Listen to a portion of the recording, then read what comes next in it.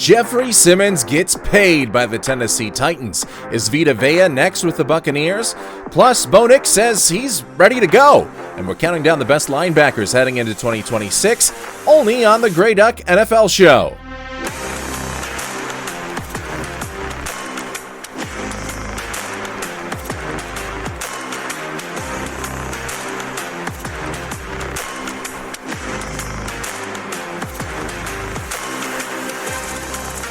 Hello and welcome to the Grey Duck NFL Show. I'm your host, Josh Kolojeski, and we are a part of the Grey Duck Sports Network.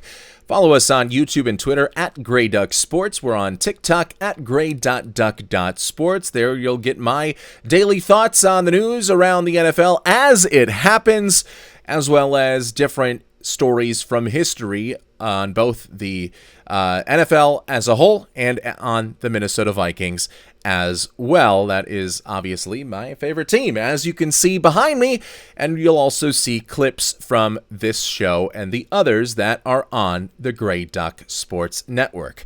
Today, we're going to get into some of the news around the NFL. Not a ton that has happened since we last chatted last week, and we're also going to continue our series on the Grey Duck 250, where we are counting down the top 250 players heading into the 2026 NFL season throughout the rest of this offseason into training camp.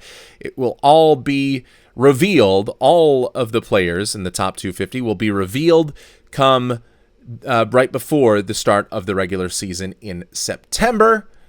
Today, we're going position by position. We did wide receivers a couple weeks ago, and now we're going to count down the top 32 linebackers in NFL per the Grey Duck Sports rankings. A lot of fun in store, so let's not miss a beat. We'll get into it with some NFL news around the league. The training camp schedules for every single NFL team has been announced, or at least the training camp dates for when rookies report and when the veterans report, which is typically a couple days after rookies are first there. All of them getting started in July. I believe July 22nd is the earliest for some of these teams. I believe the Arizona Cardinals are one of them.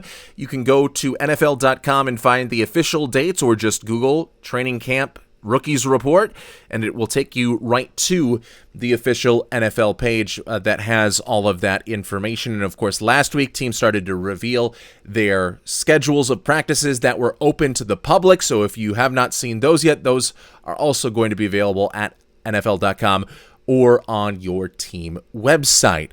But we are getting that much closer to the start of the NFL football season. Training camp officially for at least a couple of teams less than 1 month away.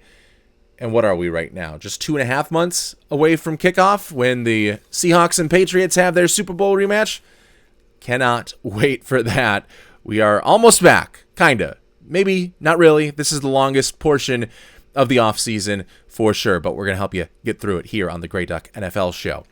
Well, minicamp and OTAs wrapped up last week for all teams, and George Pickens was in practice, the mandatory part, the minicamp for the Dallas Cowboys, and he told reporters that he is not planning on holding out. You might remember George Pickens was traded to the Cowboys from the Pittsburgh Steelers before the 2025 season. He'd always been a good wide receiver, but he broke out to the next level with the Dallas Cowboys. Now, part of that was just higher target shares with CeeDee Lamb missing part of the season due to injury, but part of that was just George Pickens taking the next step in his NFL development. And a lot of people were wondering, okay, that was the last year of his contract. Are the Cowboys going to just move on from him? Because he still has this reputation of being a little bit of a head case. I don't know how well earned that reputation is, but that could have been one of the options. The Cowboys just move on from him. The Cowboys sign him to a longer-term extension, or what the Cowboys ultimately ended up doing was sign him to a franchise tag. And with the franchise tag, you're looking for just kind of some added extra exclusive time between you and the agent and the player, where only you are able to negotiate through the rest of the next season. It kind of buys you some time. But in this case, the Cowboys and George Pickens have come to basically a handshake agreement that they're not going to really talk about contract extension before the deadline approaches. I believe it's next month. And George Pickens is going to play this season on that franchise tag. Now, with somebody of the reputation of George Pickens, again, not sure how well earned that has been. The next question came, well, is he going to become a distraction? Is he going to hold out for more money to try and get this long-term contract, or hold out like Micah Parsons did last year and try to work a trade out to go somewhere else that is willing to pay him a long-term deal and willing to negotiate before the start of the season for that long-term deal? But we get a definitive answer from the horse's mouth. George Pickens says that he is planning to play on the franchise tag and he is not planning on holding out. And he showed that his actions were where his words were by practicing during mandatory minicamp last week. So if this Cowboys offense has a focused, non-distracted George Pickens, that offense has untapped potential, unlimited potential, I would say. They can be the top offense in the NFL next year. No doubt about it. When you have the offensive line that Dallas has always been good with, really, since like 2008 when Tony Romo got sacked a bunch in the season finale against the Philadelphia Eagles, the Cowboys made it a priority to invest in their offensive line. And now we've seen 2 to 3 different iterations of it, or cycles of it, going from a bunch of young guys to a bona fide best offensive line in the NFL, to those guys moving on to new contracts, and then a new crop coming in. And that new crop is going to all be playing together with Cooper Beebe, with Tyler Smith, with Tyler Guyton, who has had some injury issues, so maybe not the same continuity that you would like, Tyler Booker, and Terrence Steele. And that offensive line has only gotten better and better. I know the metrics for Tyler Booker may not have shown that a ton last year, but the film does. When I watched Tyler Booker, I saw a Pro Bowl NFL guard, especially with his ability to maul guys in the run game. He was a big reason why Javonte Williams was able to have really his first hugely successful NFL season and live up to a lot of, at least in the fantasy world, the hype that he had been kind of, ramping up with in the years prior that continued to be bogged down by injuries and then poor inefficient play. He gets to Dallas and runs behind that offensive line and really has a season that ends up getting him paid with the Cowboys, and he comes back for another year with Dallas. When you have that offensive line, when you have that running game that you hope is going to be as efficient as it was, especially in the first part of the last season, and now you have George Pickens and CeeDee Lamb, and hopefully those guys both stay healthy throughout the course of the NFL season, because CeeDee Lamb missed some time, George Pickens missed some time. They weren't always in the lineup at the same time, but when they were, it was a nearly unstoppable offense.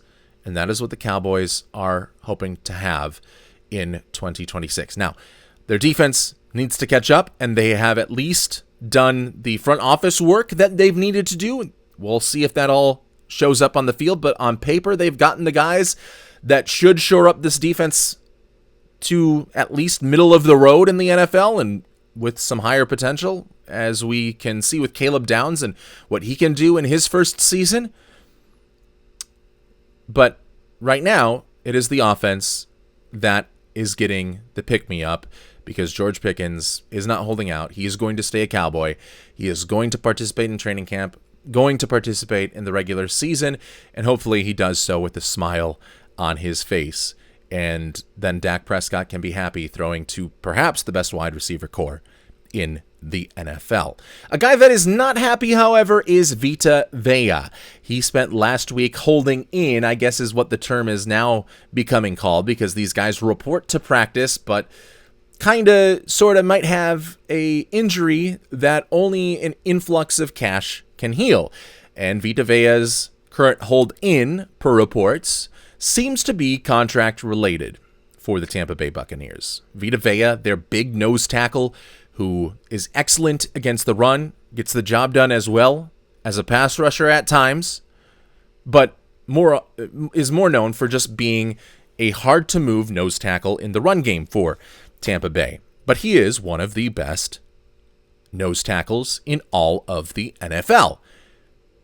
And if he is holding out, and if this becomes something that becomes untenable between him and the Buccaneers organization, or it stretches into training camp, or it stretches into the regular season, or it forces a trade, that is something to worry about if you are a Tampa Bay Buccaneers fan. I don't have too much optimism either way heading into the season for Tampa Bay, but I certainly don't hold that much optimism if Vita Vea is not on the team, either because he's been traded away or because he continues this hold-in without a new contract. So my advice to the Tampa Bay Buccaneers would be to get this guy a contract right away, because he is the engine that makes that defense go, both in the run game and in the blitz plan of head coach Todd Bowles.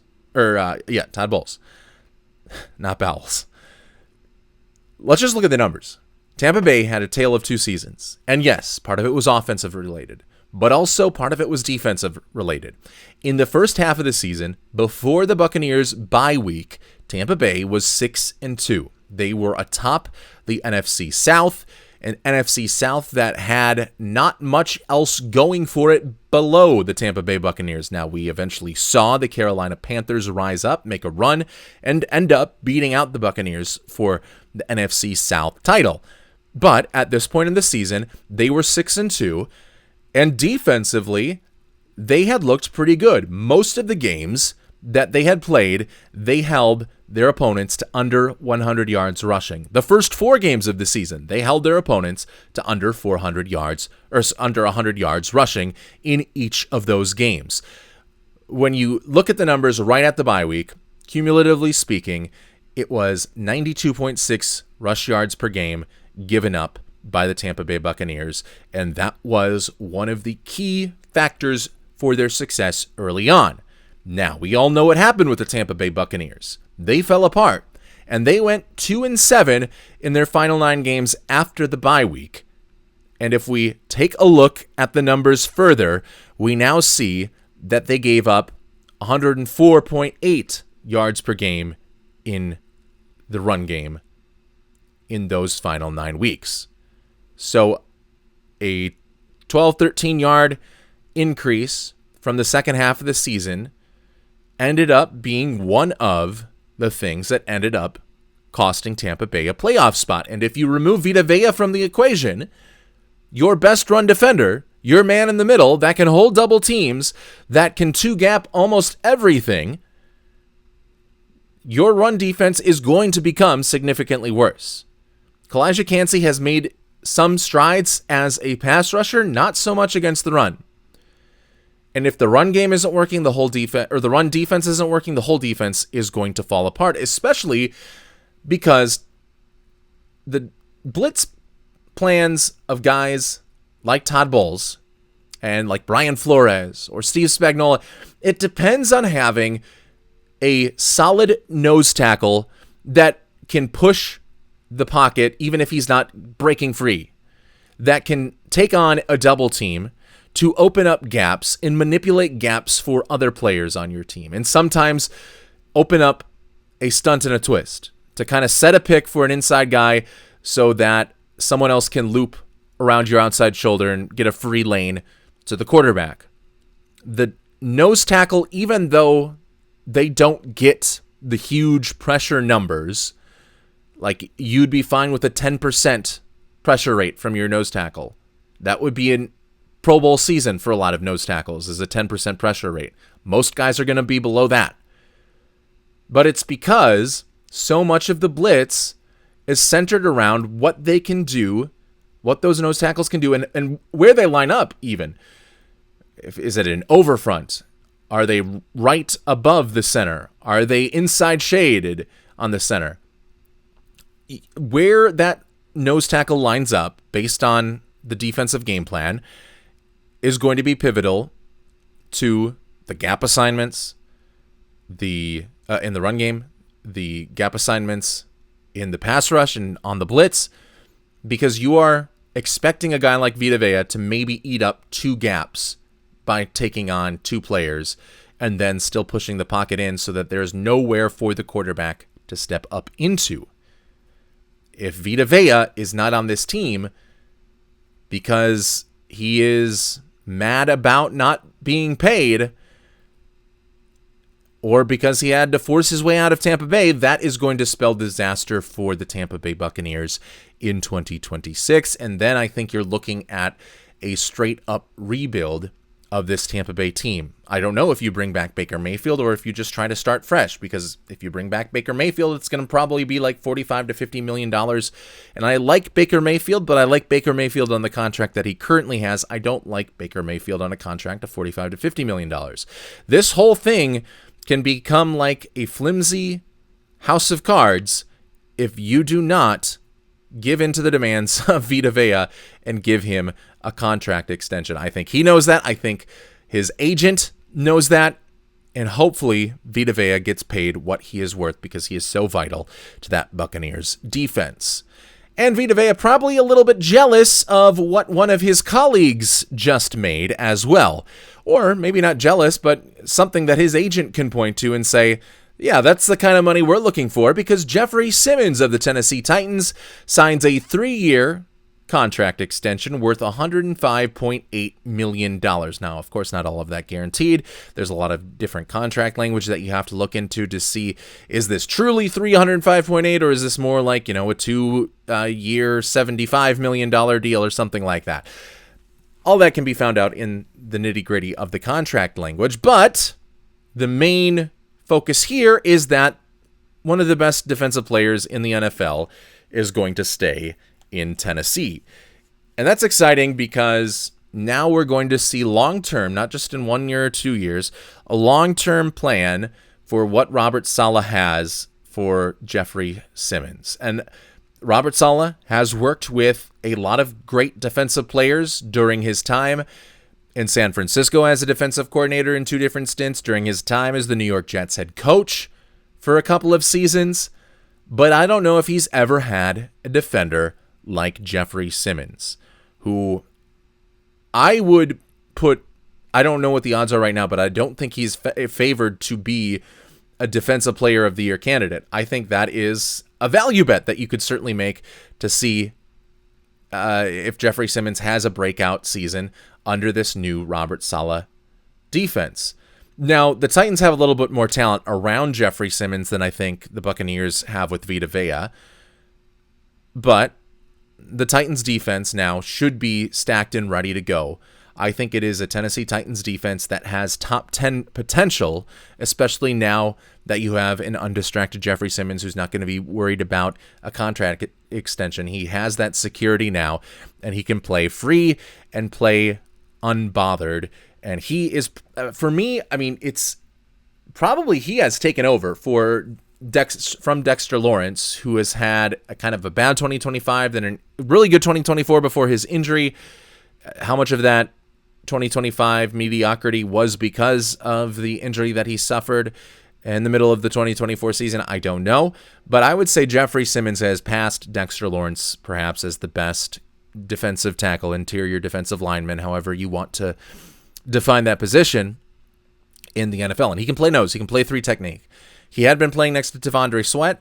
Now he's going to be playing next to John Franklin Myers, who is more of a 3 technique. Also Jordan Phillips, who hasn't been always great, but is, a competent starter.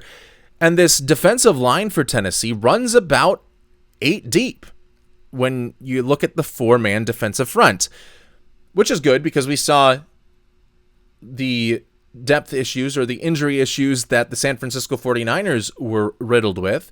But we also saw Robert Saleh do what he did with a defense that was riddled with injuries and now had Eric Kendricks off the street coming in and starting in a regular season finale that decides a first-round bye, and then coming in and playing in the playoffs and getting a win over the reigning Super Bowl champions. We saw what Robert Saleh was able to do with spare parts, and now he has an 8-deep defensive line where he can just continue to rotate guys in, whether it be Simmons, John Franklin Myers, Jermaine Johnson II, Keldrick Falk, the rookie, Solomon Thomas, a guy that I really liked coming out of the 2025 NFL draft, in Femi Oladejo.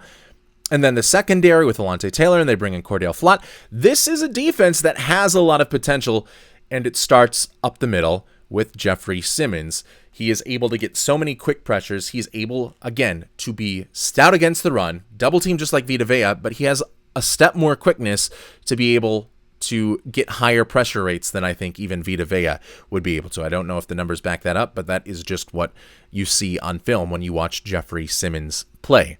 So he gets paid handsomely, well-deserved for him, and Robert Saleh is about ready as we get closer and closer to the season to break out his toolbox in his second head coaching stint. Meanwhile, Cameron Jordan had been on the free agent wait list for quite some time, and it looked as if, based on some of the words that he had said, based on some other insider reporting, it looked like the Cameron Jordan era with the New Orleans Saints was going to come to an end. Not that he would be retiring, but that the two teams had basically decided to part ways. But then Cameron Jordan didn't see the offers, I guess, that he was expecting. So Cameron Jordan comes back to the New Orleans Saints, and that feels like all is right in the world. He has been such a central part of their defense over the last decade plus, and even though he's getting older, he's still having some similar effectiveness. Now, he's not the dominant game wrecker player that he was 2017, 18, and 19 when these Saints were competing for NFC titles, but he still is a reliable sort of guy. Now, I don't know if this Saints defense is for real. I know a lot of the numbers last year that were some of the advanced metrics, uncontextualized maybe, showed that, okay, this defense is taking a step forward.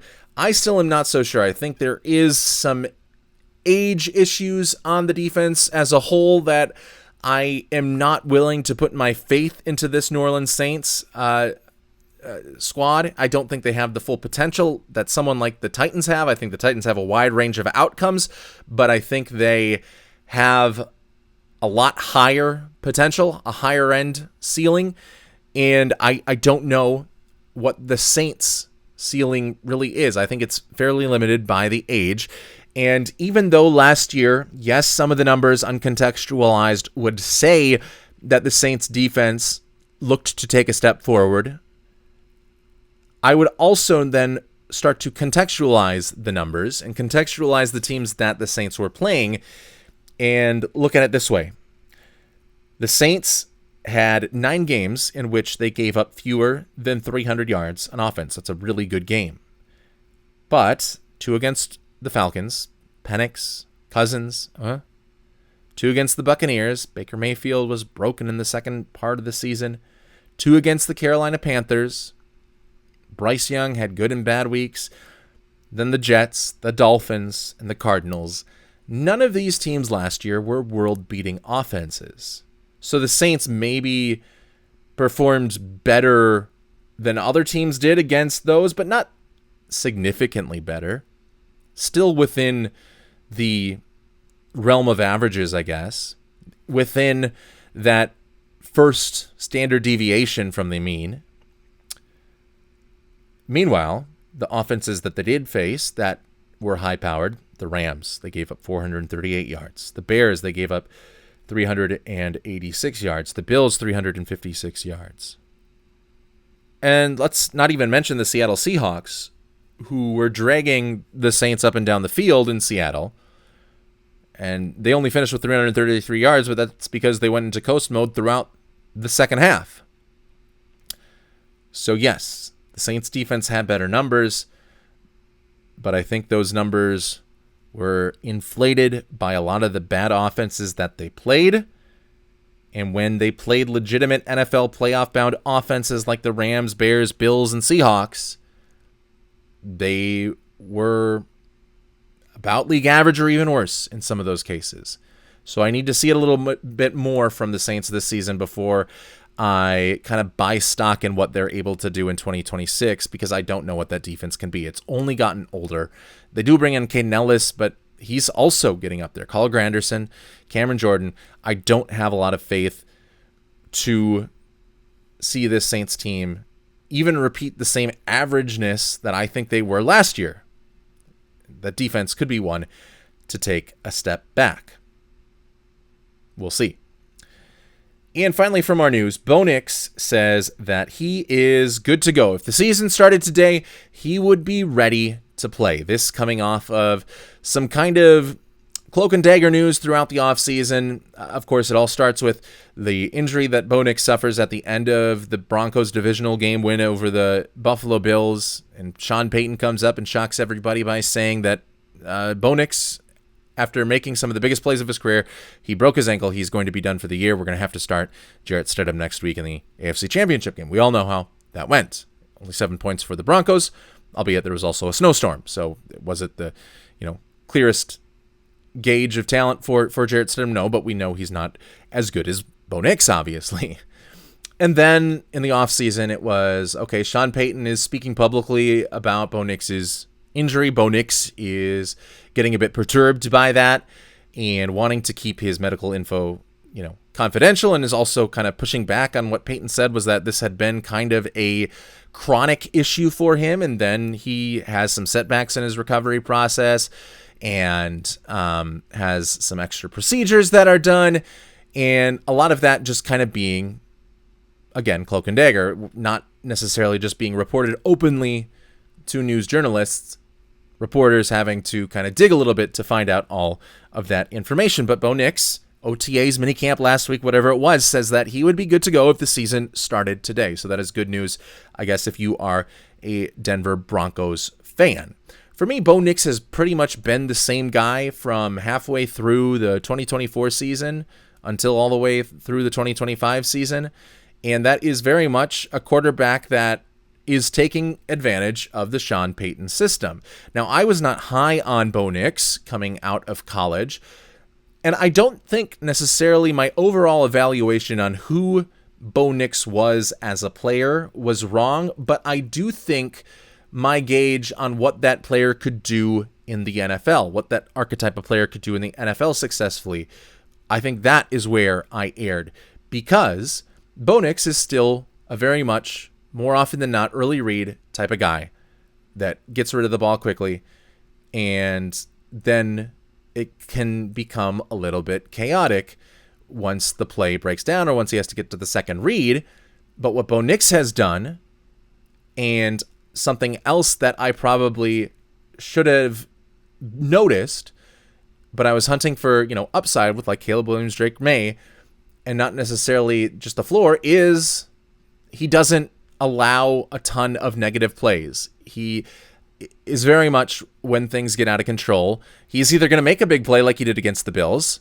He's a good playmaker. He's not a consistent playmaker, I would say, like Patrick Mahomes and those sorts of pocket breaking down, put the team on the back situations. I think he does do it sometimes, but when he is not, more often than not, he is at least not making a back-breaking play. He is avoiding the negative play. If he sees that the big-time play is not going to be there, he makes the prudent move and runs with it. He's got speed, or throws it away quickly so that you can live and play another down.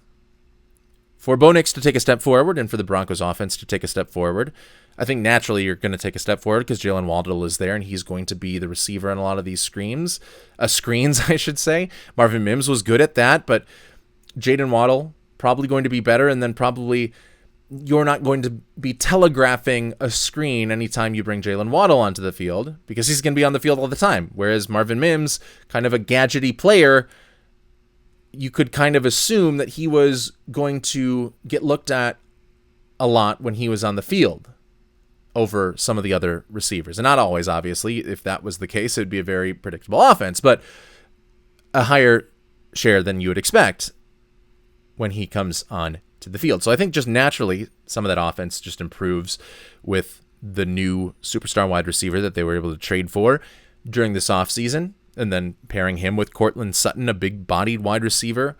You've got kind of the thunder and lightning, the Sonic and Knuckles, if you will, of the receiving core there. But I want to see Bo Nix stay in structure after the first read is not there.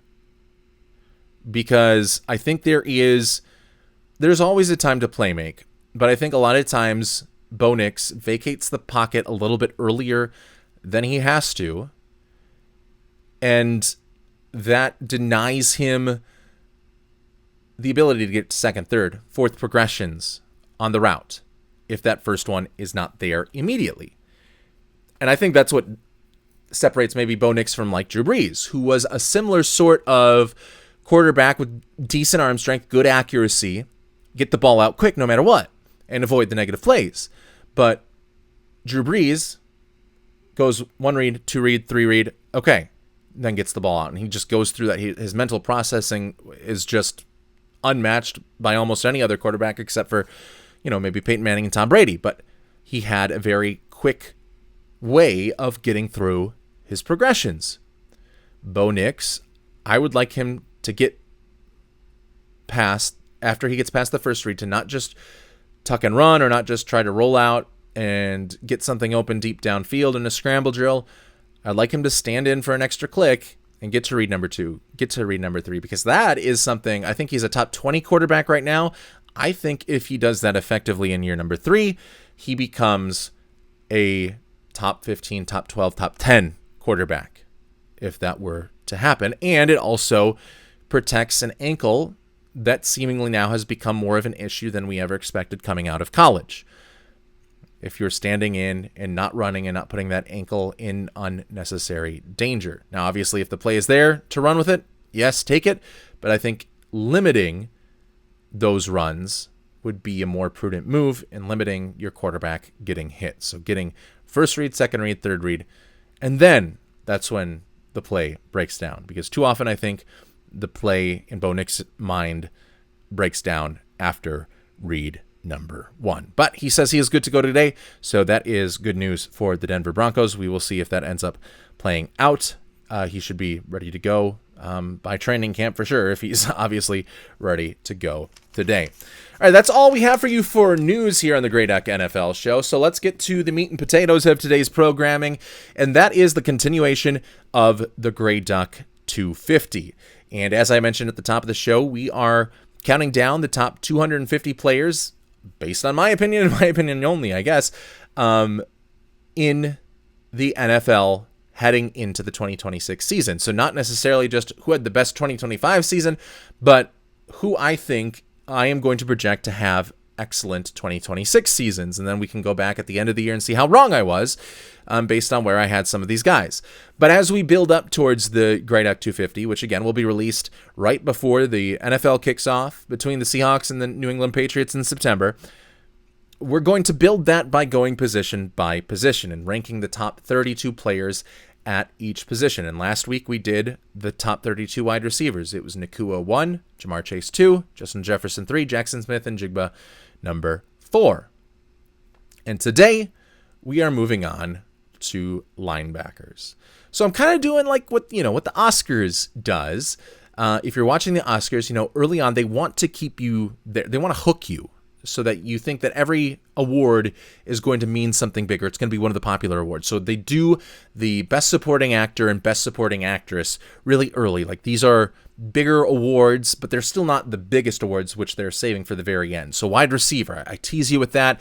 But then you go into, okay, who had the best sound editing? Who had the best costume design? And they're like, oh, I don't really know, and I don't really know how to judge this. Who had the best, I wouldn't say soundtrack would be on there or the score. I think those are typically bigger ones that a lot of people like. But best visual effects, best special effects, all of that, best set pieces. Those are kind of the boring ones that are necessary for good films, but the casual moviegoer and the casual Oscars watcher is not going to be like completely up in arms if their favorite picture doesn't win or their favorite actor doesn't win. So we had the wide receiver, we had the best supporting actor. Now we're going into linebacker, which is a more boring position, and then we're going to do center, another boring position.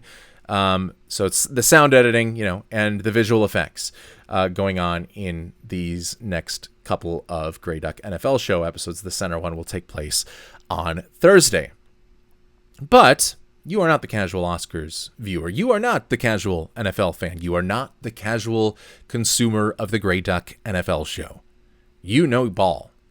And you love to hear what other people have to say about linebackers in the NFL. So let's get into it without further ado, with no more fanfare. The top 32 linebackers heading in to the 2026 season per the Grey Duck NFL show panel, consisting of just me and the proverbial Grey Duck that speaks to me. Number 32, Kaden Elliss of the New Orleans Saints.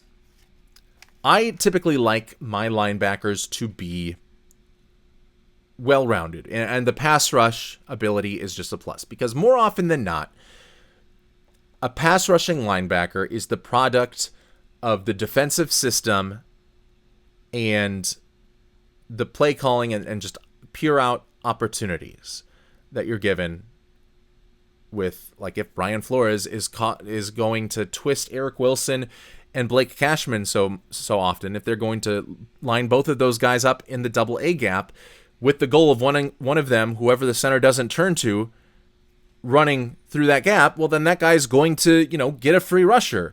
And there's a lot of NFL players that can do that. So from the pass rushing perspective, it's mostly just straight line through a gap because the defensive linemen are doing the dirty work up front.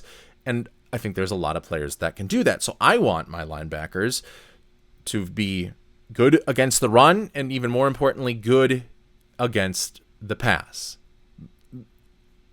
Because a lot of times I feel like blown coverages can be the fault of linebackers not dropping back enough, not dropping deep enough into coverage, or not reading the stem of the receiver super well, or not communicating with the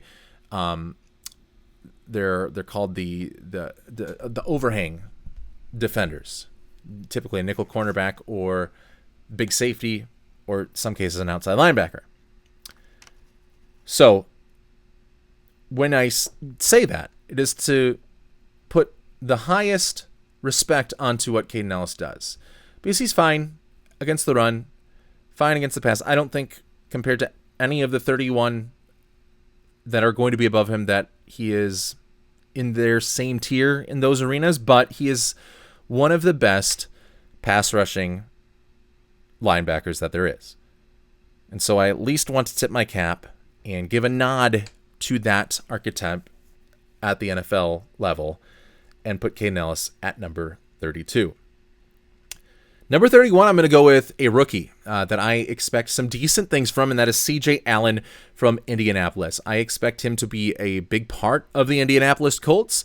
He was drafted in the second round, I believe, in the NFL draft. I liked his tape. I thought he would be a solid starter, and I think he is going to be in a Lou Anarumo defense that his strengths can be maximized and his weaknesses can be minimized or covered up more often than not. So I'm going to have C.J. Allen as linebacker 31 heading into the 2026 season. Now, linebacker number 30 is Nakobe Dean. And Nakobe Dean finally kind of started to put it all together for the Philadelphia Eagles, but I still want to see that that's not just scheme dependent. He now moves on to the Las Vegas Raiders. Much different environment, much different sort of winning culture, whereas the Eagles had a winning culture, the Raiders don't. So it will be interesting to see how Nakobe Dean functions in there when he had been able to play with a couple of other linebackers that you'll see later on in this list, and some, defensive linemen and edge rushers that you'll see on future lists. When he was able to play in that environment, he was, able to not have to be the focus of the defense and could just kind of fit in like a puzzle piece. He's going to be relied upon to do a little bit more, to not only do his job, but to kind of exceed expectations, exceed just his typical role if he wants to make an impact on a Raiders defense that was pretty dreadful last season. I want to see him put that all together, and if he is able to have the same success that he had last year in Philadelphia, now in kind of the black hole that is the Raiders defense, then that is a path to skyrocketing up the list. Demario Davis is number 29 from the New York Jets. Obviously, spent most of his career with, I believe, the New Orleans Saints. He is going to get some run with the Aaron Glenn defense, and Demario Davis doesn't necessarily have the same speed that he had in his prime to always get back there and defend the pass as well as he can, but he is a downhill thumper that can come and blow up runs still to this day. That is something that it seems like off-the-ball linebackers, and I should have clarified that, an outside linebacker that rushes the passer in a 3-4 set is not going to be typically considered in this linebacker. These are off-the-ball linebackers. These are not edge-rushing linebackers. Edge is going to have its own category with, your 4-3 defensive ends and your 3-4 outside linebackers, the guys that pass rush off the edge. So just to clarify that, if you're, hoping that Micah Parsons ends up at number 1 on the linebacker list, he's in the edge rusher category, so he will not appear on this list. So do not give bad comments, bad emails, bad tweets when you learn that your favorite edge rusher is not in the top 32 of linebackers, because this is, again, off-ball linebackers. Number 28, Dre Greenlaw of the San Francisco 49ers. And this is part projection, part, the equity that he has built up in his NFL career, but also part me watching the film and thinking some of his issues with the Denver Broncos were a bit overblown last season. He looked pretty good against the pass. When guys were targeted in his zone, he was there to make a play, if not to break up the pass or make a turnover, then to tackle and rally quickly. And now he's going to be where he is most comfortable, and that is back in San Francisco, playing alongside Fred Warner.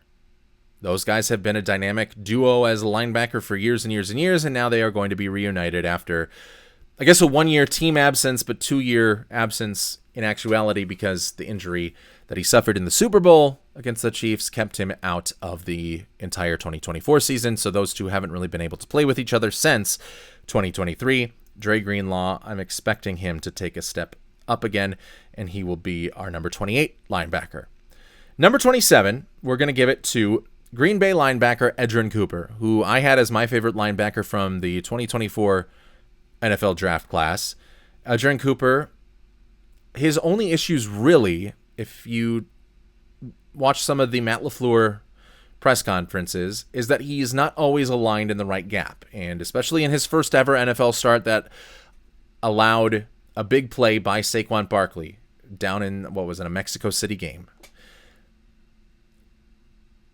But every other facet of his game, and that's something that has improved, but every other facet of his game is built on his athleticism, which he has an elite ability. He has elite athleticism. He has elite skills, elite ability at the linebacker position, and is becoming a very well-rounded linebacker.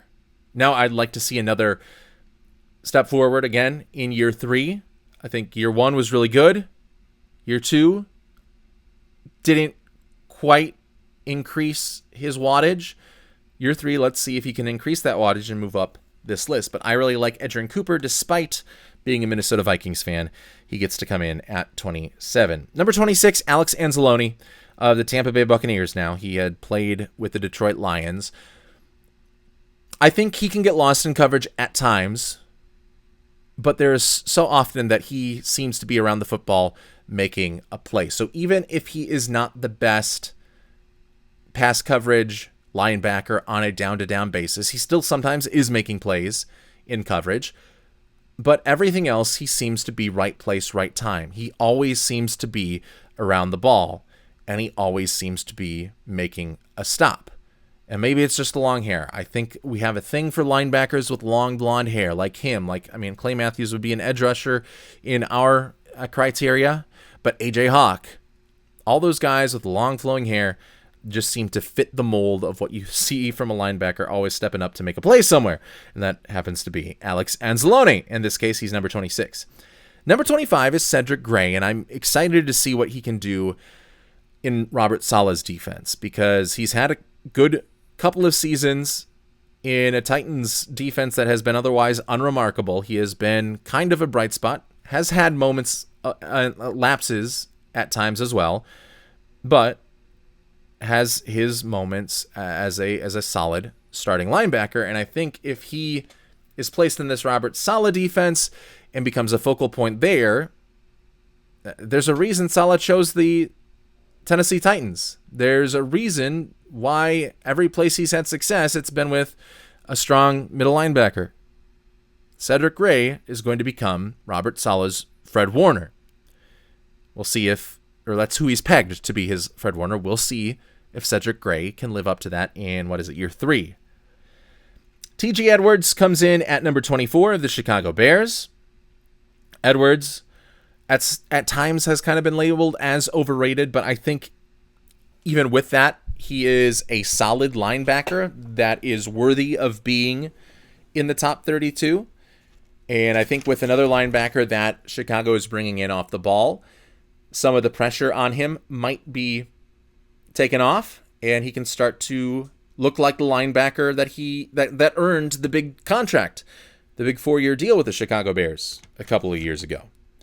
Number 23 is Robert Spillane of the New England Patriots, and he is one of the more underrated guys. He isn't excellent or elite at anything, but he seems to be solid, jack-of-all-trades sort of linebacker that can get it done against the run, that can get it done against the pass, that can pass rush at times as well, and is well-rounded overall. And while not an expert at anything, like we'll see from some of these guys later on, not like an expert like Caden Ellis is at rushing the passer, he still has a foundation that gives him a very, very solid floor.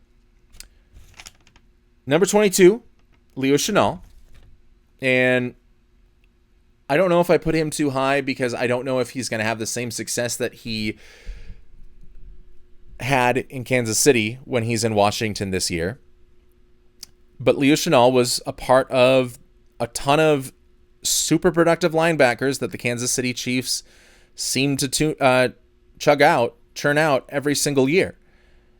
And he has been a part of that linebacker mill under Steve Spagnuolo. Now he's going to be set free into the world on his own, and he's going to be one of 2 guys up the middle for Washington. We'll talk about another one of them later on in this top 32, but Leo Chenal comes in at number 22. He's at times can be used as a pass rusher, hasn't had a ton of success as a pass rusher, but a lot of times it is him that is that's blitzing and drawing the running back in the protection so that the running back can't go out into the pass play. And you can expect, you'd hope, your linebacker to beat a running back in pass protection more often than not. Number 21, still kicking. He is a free agent. His name is Bobby Wagner.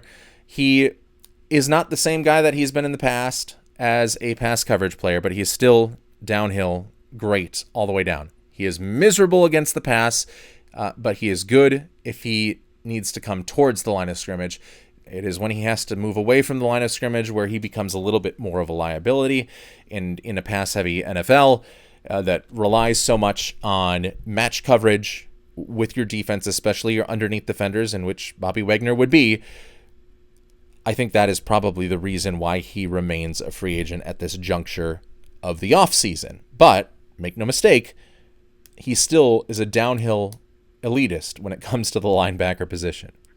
Number 20, another one of the Steve Spagnuolo linebackers, that is Nick Bolton. I really like his game. He's going to kind of get free run of that Kansas City defense now that he had kind of been splitting with Leo Chenal. Now with Leo Chenal going, of course, to Washington, as we just mentioned a moment ago.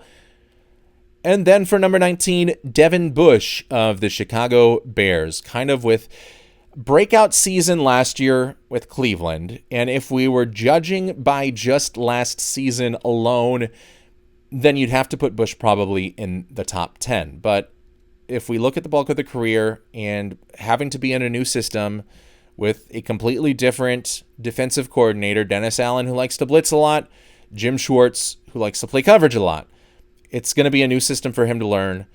So even if he is eventually able to live up to what he did in 2025 with the Cleveland Browns, I don't know if it would be early enough in this season for him to reach that level within the top 32 in 2026, if I'm making sense. Basically, I think kind of being in just a new system altogether. It's going to take some time to learn, so he might not have a huge impact early on.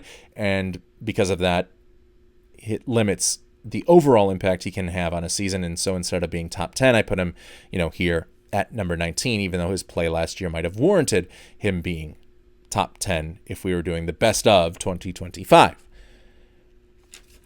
And then Jamian Sherwood from the New York Jets, I have at number 18. Very underrated linebacker that I think takes some significant steps forward, especially playing with Demario Davis. If you can let Demario Davis kind of cheat downhill, then make Jamian Sherwood cheat against the pass, and he can get ready to backpedal a little bit more. I think both of those guys can do an excellent job against the run. And then I think Sherwood will have his opportunities in coverage as well. And number 17, the darling boy, that is Carson Schweschinger of the Cleveland Browns, who I admit I was not super high on coming out of the draft, and I was wrong, as he is the reigning defensive rookie of the year. I still am a little bit tepid. I still think there were a lot of big splash highlight plays, but there was not always the same down-to-down consistency if you watch back on some film.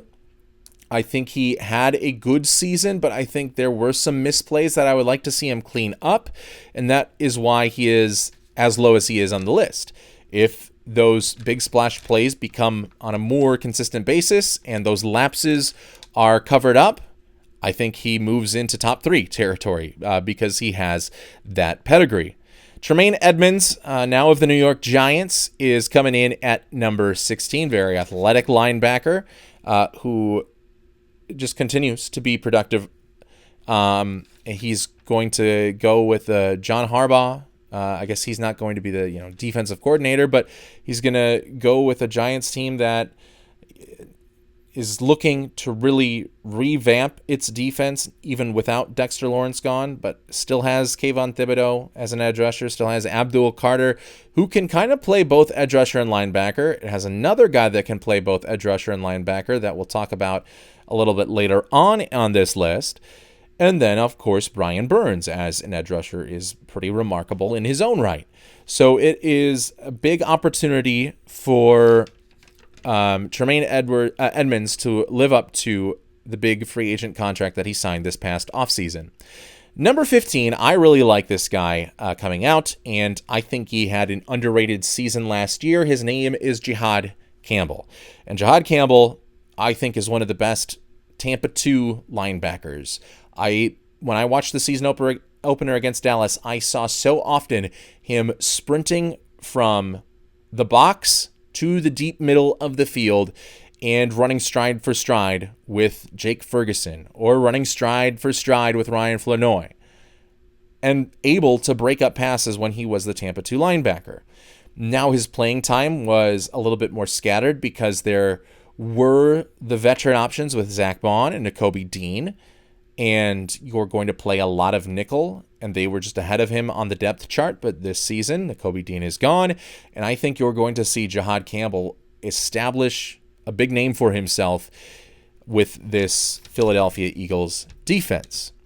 And I think he will be able to get it done in all 3 phases of the linebacker spectrum: against the pass, rushing the passer, and against the run. Number 14, the playoff hero, Ernest Jones of the Seattle Seahawks. Makes big plays all the time, is a turnover machine, is great against the pass, drops into coverage excellently, does what he's asked in the Mike Macdonald set. And yes, I guess a lot of the Mike Macdonald defense you can say has contributed to the overall success of Ernest Jones IV.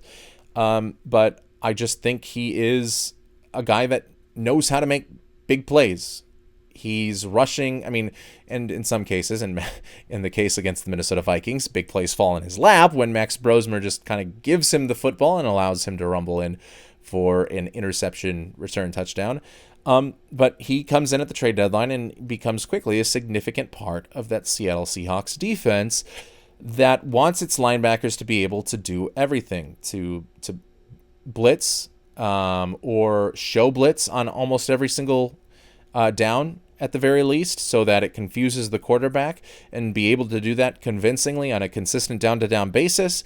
So not only is it the pure football of it after the snap, but the theatrics before the snap that makes Ernest Jones a top linebacker and puts him at our number 14 spot. Number 13 is Denver's Justin Strnad. Very good season last year. Let's see if he can continue, but he, when you look at the metrics, was top 10 in lowest missed tackle rate, top 10 in passer rating when a receiver was targeted in his zone, and top 10 in run stop percentages.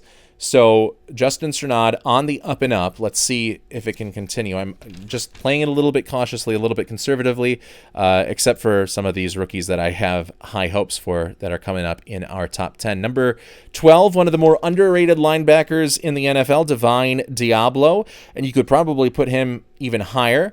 But ball knowers know that Divine Diablo gets it done against the pass. He's done that with the Raiders, and then last year showed what he could do again with the Atlanta Falcons.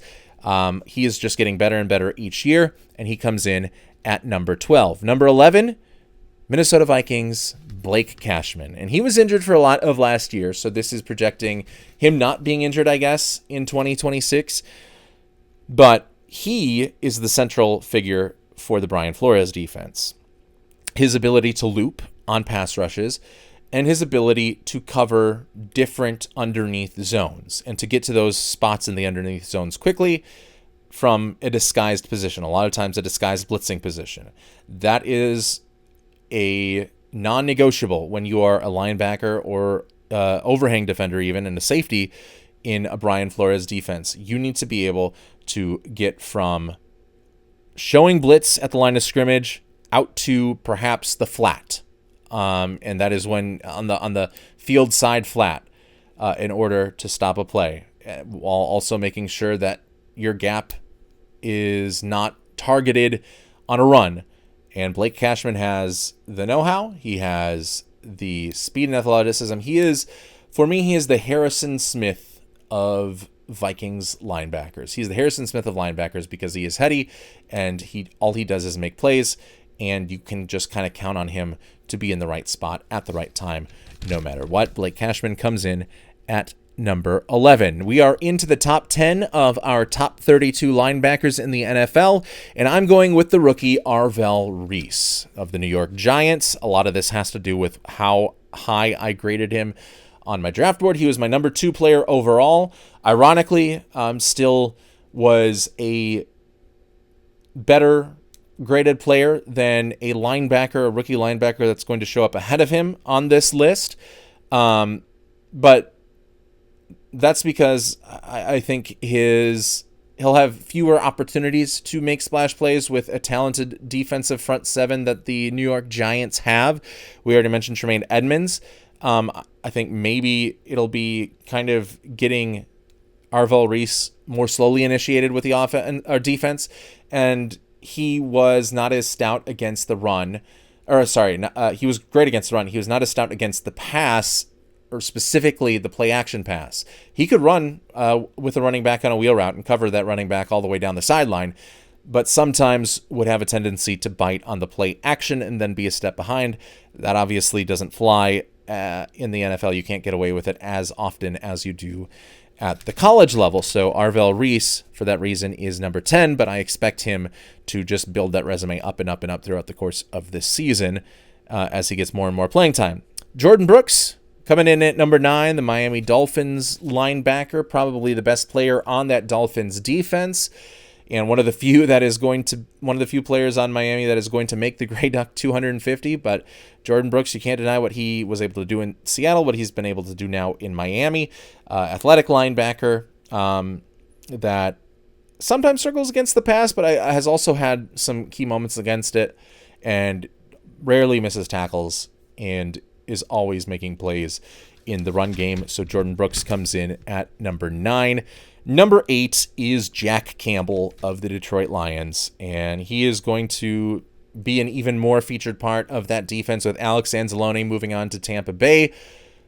Jack Campbell is going to make plays everywhere, and your classic out of Iowa linebacker, comes to the NFL and is just a lunch pail sort of guy that, again, a thumper, downhill first sort of player, but he might be the best downhill player in the NFL, and he has above average chops against the pass.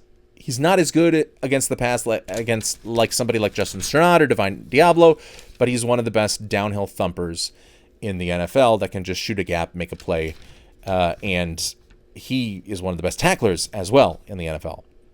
Number 7, Devin Lloyd, and the only reason I don't have Devin Lloyd higher is because I want to see how he does in the Carolina system. I think moving from Jacksonville to Carolina, there could be a couple of weeks to kind of get everything right from a mental side of the Panthers defense. But Devin Lloyd broke out in 2025, and everything he did seemed to be sustainable, and that was just making plays, time in, time out. We all remember the 99-yard interception return for a touchdown. He led the league in interceptions as a linebacker through the first half of the season, but he had that big play against the Chiefs, just a heads-up sort of deal where he was schemed up to the right spot, made the play as well, and then did all the work for the 99-yard rumble and score. And that ended up giving the Jacksonville Jaguars kind of a prominent win over the reigning AFC champions. Devin Lloyd, I expect him to be that sort of playmaker, and he played with a lot of down-to-down consistency as well. I expect him to be a significant part of a revamped, upgraded Carolina Panthers defense that already took a step forward from historically bad in 2024 to below average in 2025. Let's see if the addition of Devin Lloyd can make it now an above average or even top 10 unit. I don't know about top 10. That might be a little bit overzealous, but maybe Devin Lloyd was all the Carolina Panthers were missing. And the number 6 was Lloyd's teammate in Jacksonville, Foye Oluokun, with him to be the featured linebacker off the ball there for Jacksonville. His role is going to get bigger, and I think he is able to wear those pants and is able to be just a top linebacker in this league and do a lot of what Devin Lloyd did while also doing a lot of the dirty work that he himself did during the 2025 season next to Devin Lloyd. So Foye Oluokun is coming in at number 6. Number 5 is the ever-reliable Roquan Smith of the Baltimore Ravens. Probably could put him higher just on pedigree alone. I am going to kind of take some erosion that age causes and move him down maybe a peg or two to number 5, just because he was good last year, but maybe had taken a step back. Now with the new defense with Jesse Minter, I think he can perhaps take a couple steps forward because I think that is going to play really well into his skill set as a linebacker. But Roquan Smith coming in at number 5 on our list. And then number 4, this is probably outside of the rookies, the one that I'm doing a projection on the most, and that is Azeez Al-Shaair of the Houston Texans. I love every part of his game, and the trend that he is on is exponential from 2024 into 2025 into 2026, and working now with a defensive front that has Caden McDonald in front of him. He's always had Will Anderson and Danielle Hunter, but I think he's going to have so much more open space, open gaps to work with, that he is going to come up with highlight play after highlight play in the run game, as well as, also benefiting from having lockdown corners on either sides of him. So I think his pure talent, his pure skill, his pure progression and development as a player, combined with the situation that he's in and the talent that he has around him, puts him into a top 4 linebacker season for the 2026 campaign. That is Azeez Al-Shaair once again. And then number 3, you might be calling me crazy for already heralding this person as the number 3 linebacker in the NFL, but I don't care. I love what I see from Sonny Styles, and I think he can be like a stronger Nick Emanwari. We see his athleticism, but he is so big as well and strong that it's not just the speed that Ebenwari has, but now it's even more strength than Ebenwari has. The whole thing with the RAS of him being a 99th percentile athlete, no matter what the position you put him in, for me, that is too big to fail. And I know those are words that have come back to bite a lot of broadcasters and banks in the butts, but Sonny Styles' skills seem too big to fail at the NFL level. I think day one, his athleticism is going to stand out amongst a league filled with elite athletes. That's who I think Sonny Styles is. And I think the Washington Commanders and Dan Quinn, and I know that he's not going to be calling plays anymore, but should have a field day in the way that the Commanders are going to use Sonny Styles. I think he alone, I mean, obviously him and Leo Chenal, but I think he alone would be able to elevate the Washington Commanders to levels of defenses that maybe they haven't seen since that 2020, 2021 team that made the playoffs, based on the back of their defense and essentially on the back of their defense alone. The number 2 is Zach Bond of the Philadelphia Eagles. Again, the guy that showed out in 2024 had another excellent season in 2025 and is multifaceted as it gets, outside of one player that we'll see in just a moment. I think we can all guess who that is. But Zach Bond has found a home in Philadelphia, and him and Jihad Campbell are going to cause havoc behind Jalen Carter and behind Jordan Davis, behind Nolan Smith. Those guys are going to just cause havoc all season. And Zach Bond has already proven to be that guy in the Philadelphia Eagles defense. So he is coming in at number 2. And he's proven it for each of the last 2 years. And then finally, number 1, to nobody's surprise probably, but Fred Warner is still the best linebacker, off-the-ball linebacker in the game. Hands down, no questions. Even though he was injured for most of last year, maybe the injury affects him, and maybe I should have accounted for that a little bit more. But I just think Fred Warner is the smartest. He is the best against the run. He is the best against the pass. He's can do the job as a pass rusher, but when you are the best run defending linebacker, when you are the best pass defending linebacker, and you are the smartest among a host of other cerebral athletes at that position, because that position just requires cerebral athletes,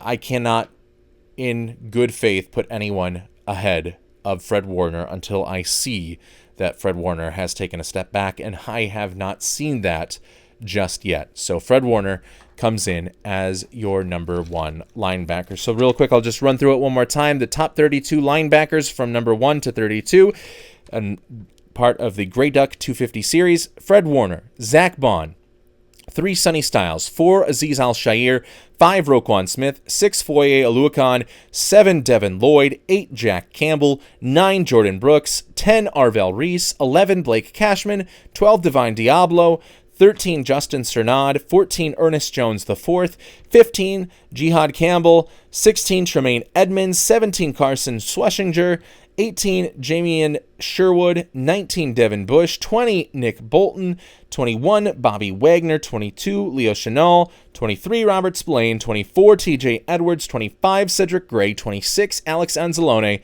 27 Edgerrin Cooper, 28 Dre Greenlaw, 29 Demario Davis, 30 Nakobe Dean, 31 CJ Allen, and 32 Caden Ellis. Those are the definitive, indisputable, undebatable list of top 32 linebackers in the NFL heading into the 2026 season. If you think differently, here in the Grey Duck world, you are wrong. The Grey Duck himself has whispered into my ear and told me as much. Well, thanks for another great show here on the Grey Duck Football Show. We thank you for joining us. We're going to be back on Thursday. We'll have more news and also talk about the top now 32 centers as part of the Grey Duck 250 installment. That's coming up next week or on Thursday on the Grey Duck NFL Show. Thanks for joining us.